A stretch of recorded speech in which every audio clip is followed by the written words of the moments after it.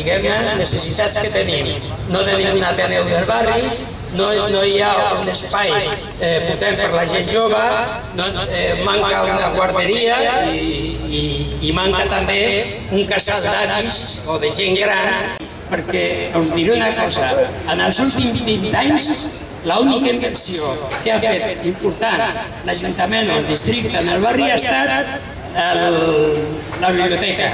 En els últims 20 anys la biblioteca, res més. En els últims 20 anys s'han invertit a Barcelona uns 10.000 milions de pessetes en el conjunt. Si comptem la població que té la Sagrada Família, ens pertocarien 350 milions de pessetes. Pensem que la biblioteca no ha costat ni de lluny 350 milions de pessetes. Si ens hem de gastar uns 10 milions que costa el cinema Nissa, ben gastats instal·lats, perquè no només és el cinema de Nissa, sinó que també és el futur del barri.